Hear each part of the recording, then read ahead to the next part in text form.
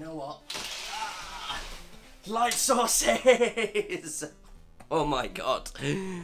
Oh, look at it. Look at it out there. Isn't it beautiful? Can't go that far because of the charger cable, but my goodness. Just look at it. That's New Orleans, people. Hi guys. It is 1:13 and I am ready to go conquer New Orleans. I am so excited. I have waited 4 years to do this and I finally got my butt in gear and organised coming down here. So we're going to be taking on the town. I've shaved. I may not look it, but I feel great. I've been to the gym and now I'm looking forward to trying some really good New Orleans grub. It's going to be amazing. Looking forward to it for so long. Let's do it.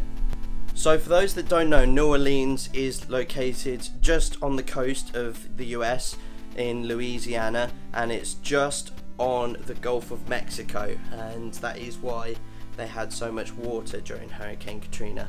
And I am ready to go see what the city offers. Obviously we're going to be hitting the French Quarter, we're going to try Café du Monde's beignets, and we're going to go find some proper authentic Louisiana food.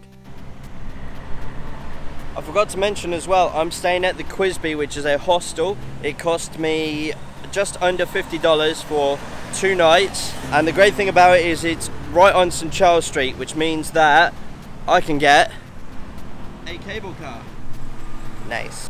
What I really like about it as well is they offer like a counseling service, which I've never seen at a hostel before, and that's pretty cool. I thought that was a great idea. It's a very hip location, very hip hostel, and we're going to continue our adventure from there. So the first stop on the adventure is the World War II National Museum, and out of respect for the area I'm not going to be filming inside, but I will tell you about my experiences afterwards. I don't want to be doing what I'm going to be coining the phrase Logan Pauling from now on.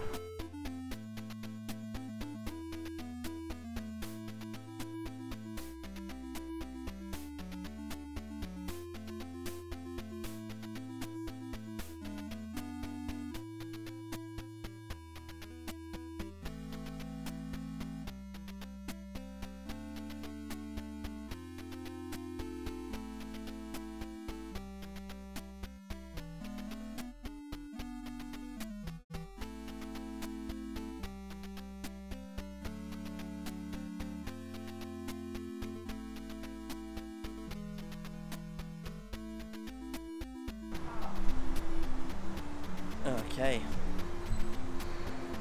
Yeah, it's a little bit wet here, but we'll be fine with that. So, I've just come out, the time is 3:30, and man, did not expect it to keep me in there that long. This place is massive, and it cost me about $30 to get in, but there's a lot to learn, and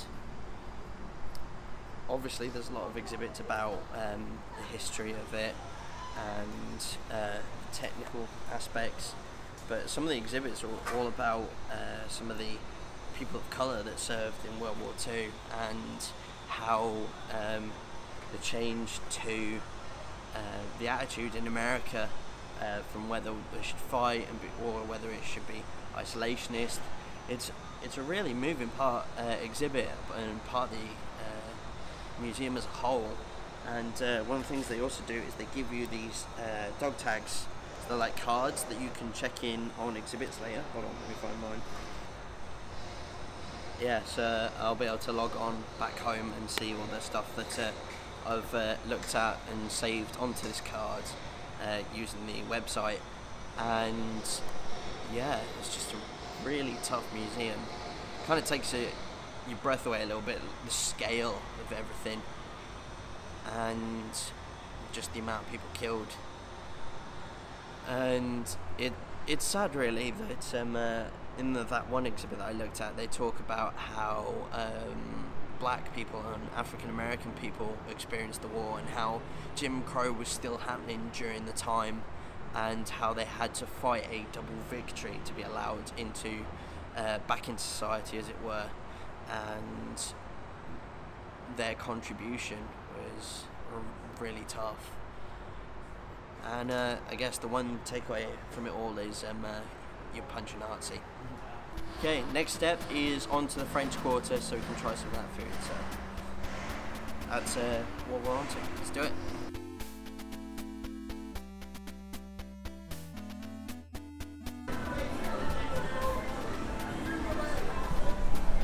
Okay, so we're on Bourbon Street and this is the way to the French Quarter. So we're gonna walk down and it's gonna be so good. I am so excited for this. Everything just looks like old worldy, you know? A little bit different, you know? And yeah, I'm super excited.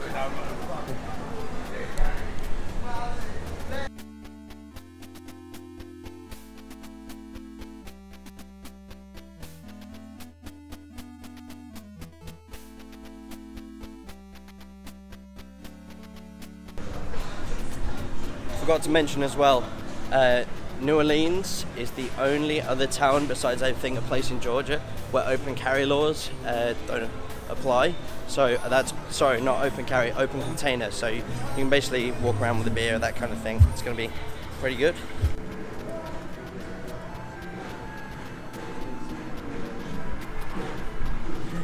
Gordon Ramsay was here for Kitchen Nightmares, I think.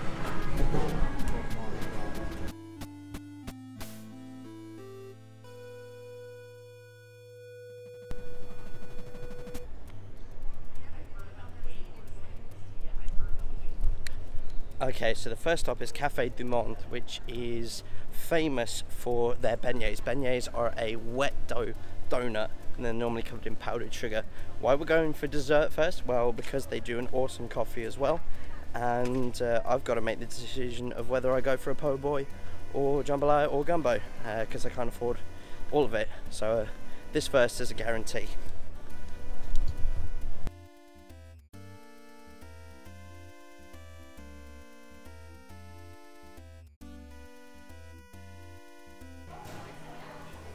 Just ordered the beignets and the cafe au lait. The cafe au lait is a coffee with chicory and hot milk, so it should be good.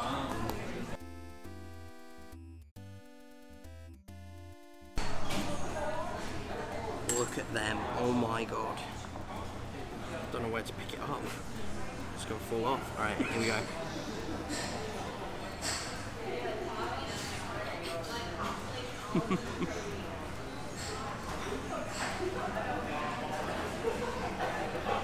Oh my goodness. Warm, delicious. Almost like melts in your mouth a little bit. And of course it's powdery and deep fried goodness.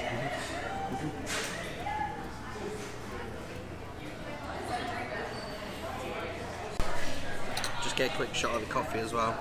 Look at that.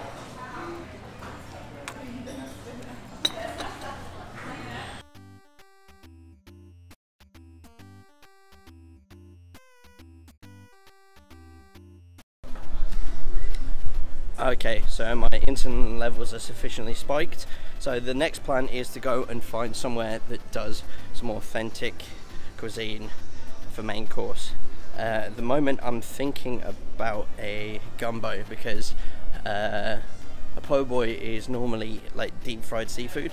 It's short for po' boy, which is a sandwich that they used to make, and it I like fried fish and all, but I'm looking for something a little bit more hearty, a little bit more oomph to it. So for now we're going to go for some gumbo or jambalaya, and we're going to go find the gumbo shop because they've got cups going for around $4.75, that kind of thing. So looking forward to that. Let's do it.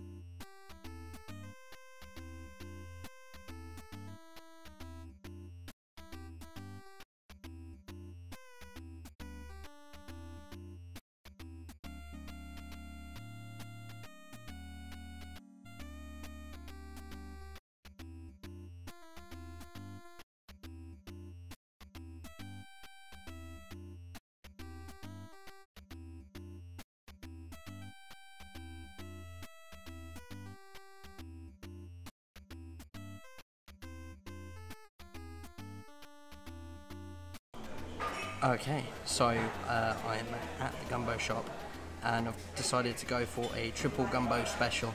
So that is one with turkey and sausage, a normal chicken and sausage, and a seafood one with okra, and a little bit excited. For those that don't know, gumbo is a type of soup, and it's just really delicious, really high, really warming. So here goes nothing.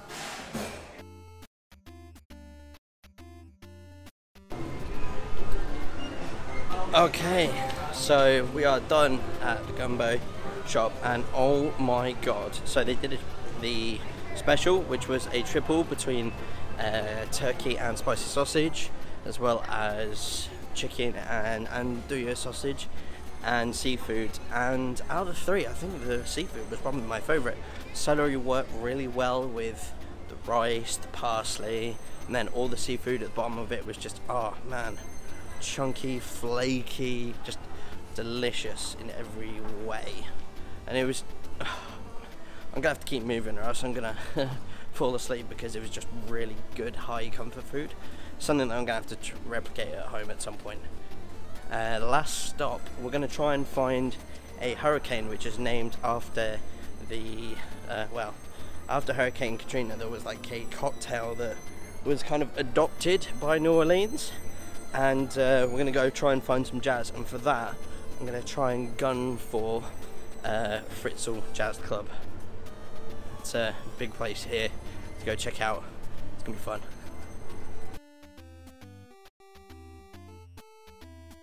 There you go, white rum, dark rum, gold rum. Drink responsibly, kids.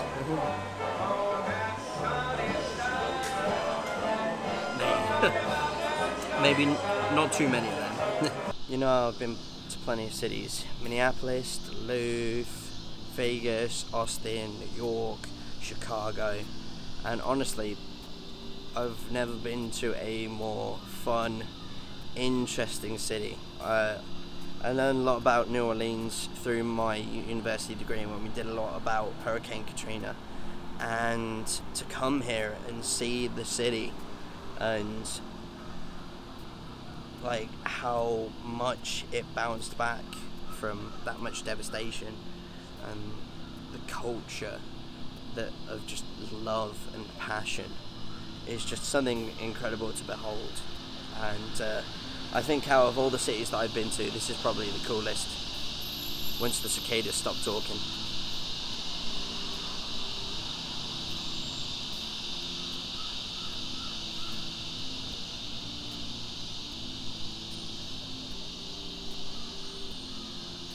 It's a city with a rich history, and I can't wait to come back again.